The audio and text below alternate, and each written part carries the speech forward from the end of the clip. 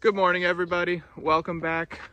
Thank you all so much for the support on the last video. There's a lot of good advice, and this time hopefully I'm going to take some of your advice. So today's project is we're building a shed for the abandoned house, and we're actually putting it up on my parents-in-law's soon-to-be farm. So they have a YouTube channel. They bought this farm 3 years ago, and it was also abandoned. So they're going to start a YouTube channel, and I think one of their first videos is going to be a farm tour. So I will link it in the description, and make sure to like and subscribe for both this channel and the next channel. And yeah. So like I mentioned before, today we are building a shed, and we are going to put it right in here. This is the main road that kind of goes through the farm. It extends all the way down there. And kind of where we have our equipment storage, as well as the camper that we stay when we're down here, and the tobacco barn. So I picked up some materials last night. I've never built a shed platform before, but today you're gonna come along with me as we do it. So the abandoned house that you've seen in previous videos is just down the field there and to the left. Where the shed is going, where we're gonna store stuff that hopefully goes into our abandoned house, is right over here.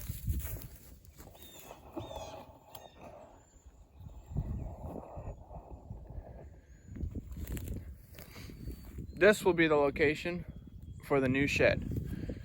So right over here we have an old abandoned tobacco barn that eventually is going to get a new roof and new siding similar to the old one, and it will be used as a garage for farm equipment.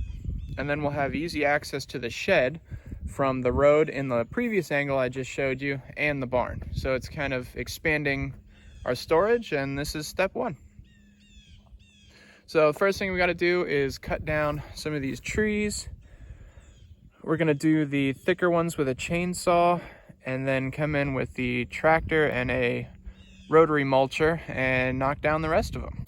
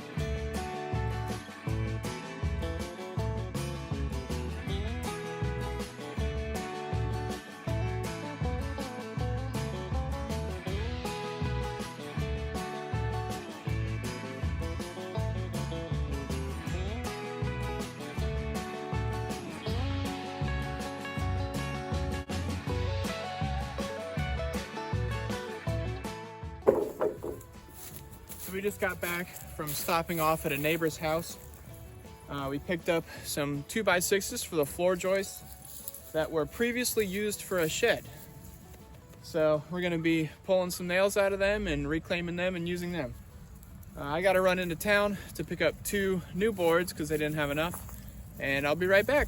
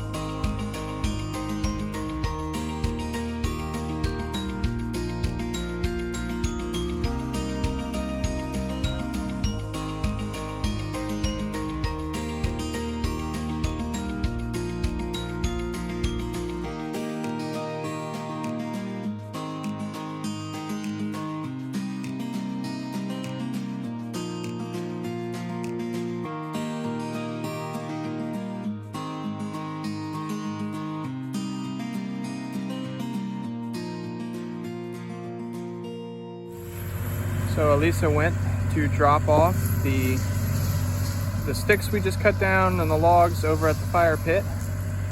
And my father-in-law went and grabbed the tractor, and he's got a forestry mulcher on the back of it. So he's gonna come through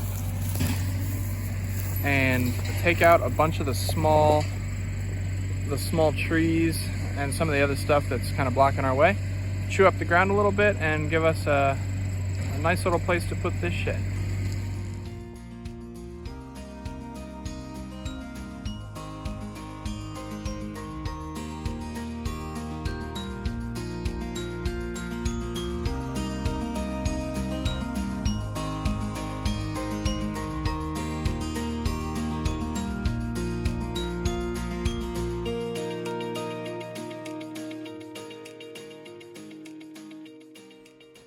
Alright, so we've got a lot of this area cleared out. We dropped the big cherry tree that used to be right over here, and we're cutting it up for firewood, but it is a gorgeous evening. So we're not going to get to the shed base today with daylight savings. The days are getting shorter and we got a late start. So I think we're going to have a little fire pit, prepare dinner, and we'll get back with you tomorrow.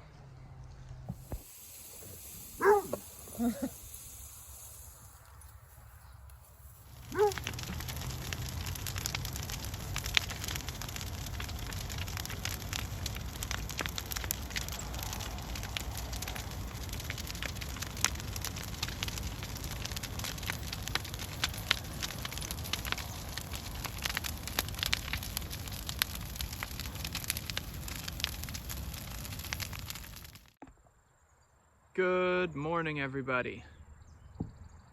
Last night we had a wonderful dinner and enjoyed a nice little small fire pit.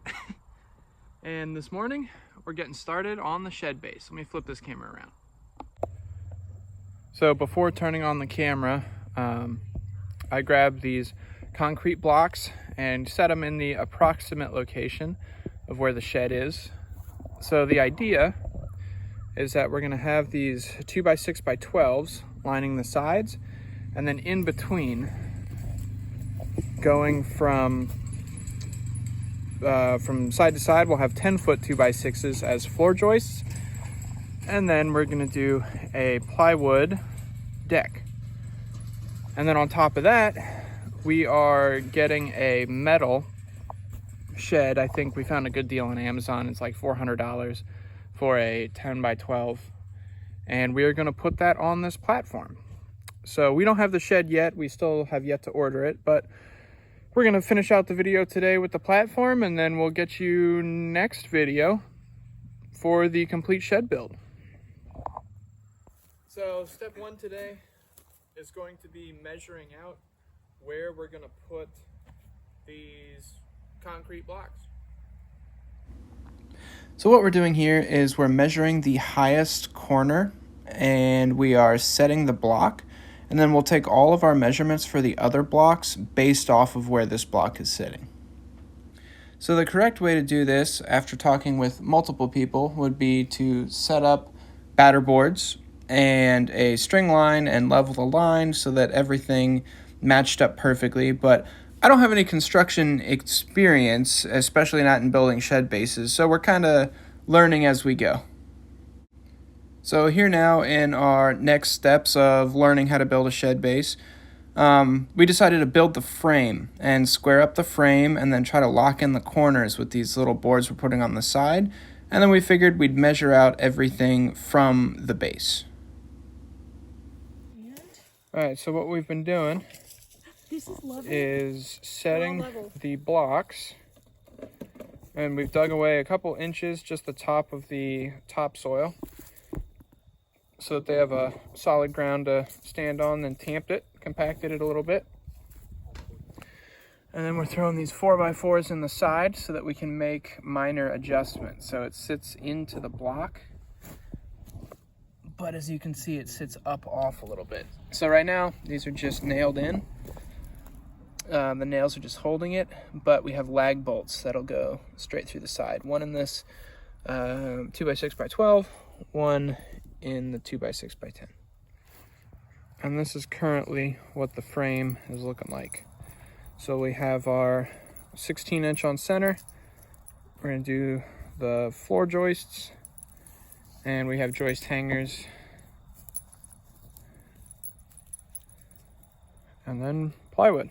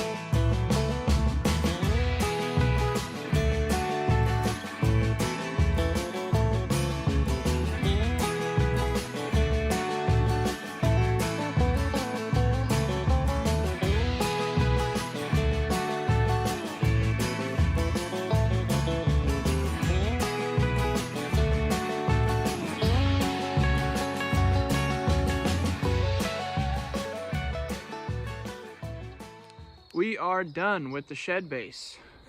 Check that thing out.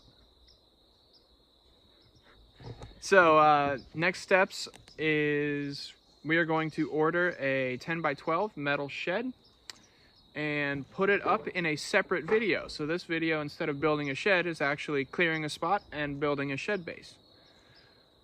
If you want to follow along with both the abandoned house project and any of my other little projects, don't forget to like and subscribe. And once again, check the description below for the Farms YouTube channel, where a farm tour will be up soon. All right, bye.